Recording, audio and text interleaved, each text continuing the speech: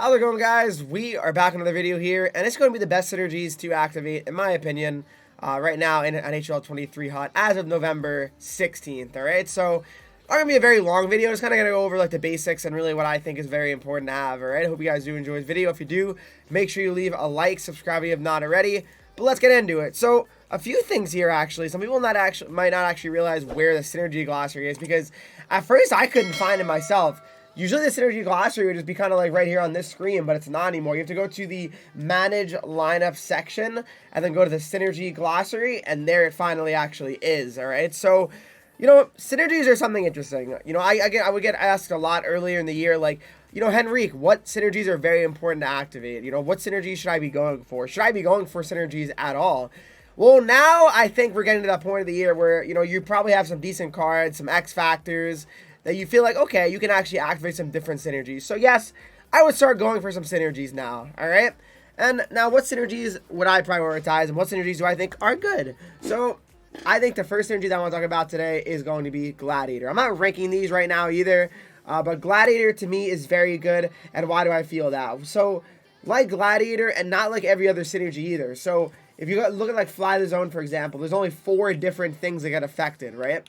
Gladiator is there's not that many that are like this, but it actually gives 5 different categories pluses. All right, so for Gladiator, you have +2 body checking, so that can help defense. If a defenseman has a Gladiator, that helps them body check and help out on the defensive side. It helps their endurance as well. Shot blocking, Gladiator is more of a defensive one for sure. +2 for strength as well, and a +2 wrist shot power. So if you get a defenseman with a Gladiator, it can be very helpful because, I mean, those are all defensive, you know, pretty much stats, right?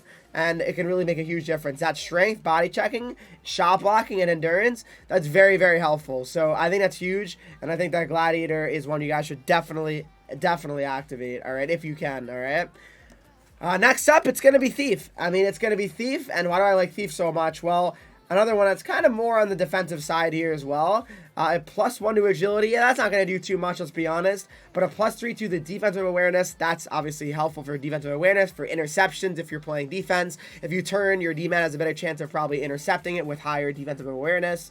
The +3 face-offs, so if you have a centerman, that's really nice as well. This is more of like, yeah, I mean, that can really help you if your centerman, you know, gets a +3 face-offs. He has better defensive awareness to help out with interceptions as well. You know, if someone's forcing towards the middle, he can, you know, help and intercept passes. +2 slap shot power, and +3 stick checking. I look at Thief, and this synergy reminds me of like Bergeron, literally. To me, this is the Patrice Bergeron synergy, so that's why I'm a huge fan of Thief, and I really, really believe that that Thief is a really good one to activate. I do. Then we got Fly the Zone, all right? Fly the Zone, obviously, is really good. Anyone that has speed pluses, let's be honest, we all know that's going to be good, and obviously I'm going to say it's a good one to activate. No one's going to not want their players to be faster if they can be. Like, if you're close to Fly the Zone, slam it. If you're close to any speed synergy, whether it's buzzing, Fly the Zone, I'll show some other synergies as well that have speed, but just activate it. If you're like one player away, just do it, because the speed is so important in this game, especially this game. I feel like if you actually get by somebody, that speed is so huge and critical. Anyway, Fly the Zone, +4 defensive awareness, +4 discipline, +4 offensive awareness, +2 speed. I'm not gonna lie, Fly the Zone kind of sucks besides the speed, all right? Because defensive awareness is good, but discipline, doesn't really matter too much because that's more of an AI stat, right? It's not going to really make a huge difference because, I mean, really, I don't think it really matters. Like, if you're poking, if you trip someone, you're going to trip someone, even if they have 99 defensive awareness, 99 discipline, because that's just how it is, right? It's not like you can start spamming poke if you have 99 discipline. Maybe hitting, maybe like body checking could be a factor, maybe, that's possible. But that's what I think about Fly the Zone. It's definitely a good one, but certainly not as deep as some of the other synergies. Moving on to the next one here. Next one here is going to be Workhorse. I like Workhorse a lot because it's +2 acceleration, +2 balance, +2 puck control, +5 strength though. So that's pretty nice as well. You know, harder to get bumped off as well. That strength can be pretty solid to have as well. I like Workhorse. I think Workhorse is a good one. Acceleration, speed, you really can never go wrong with those type of synergies, I always feel.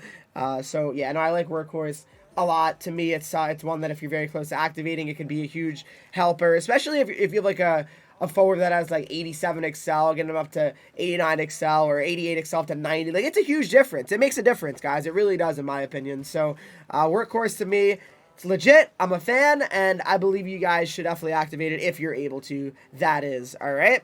Let's move on to the next one here. Again, honorable mention, Buzzing, right? Buzzing, I mean, I just don't love it due to the fact that, I mean, it's, like, I don't know, it's only a +1 speed, right? Stick checking's nice, hand-eye's nice, but Buzzing's not anything too crazy. Like, nothing like where I feel like it's like, oh my goodness, you gotta have it activated. You're not missing too much. Again, if you're one away, I mean, sure, activate it if you can, but I don't know, I'm not too crazy about it.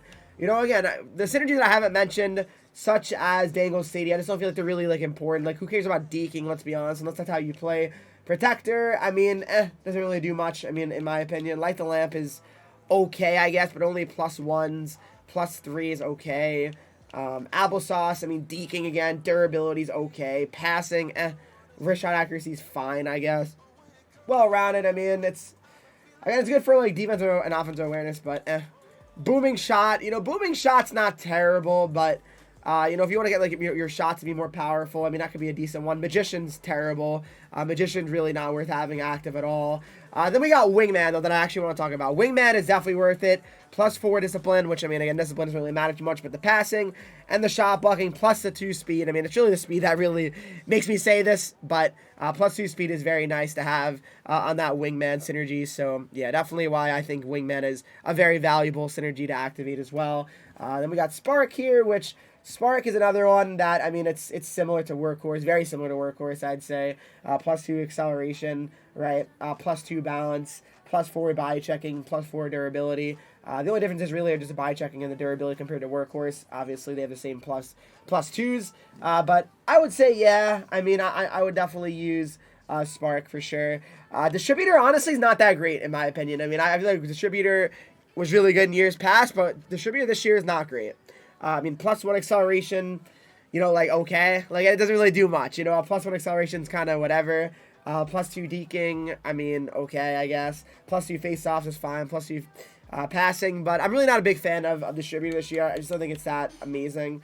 I'm a big fan of Heart and Soul, though. I think Heart and Soul is good. +2 endurance, +3 face-offs, +2 puck control, +3 stick checking. I'm a fan of Heart and Soul. I really think it's a good synergy. So, yeah, to me, Heart and Soul is good. I'm a fan of that one.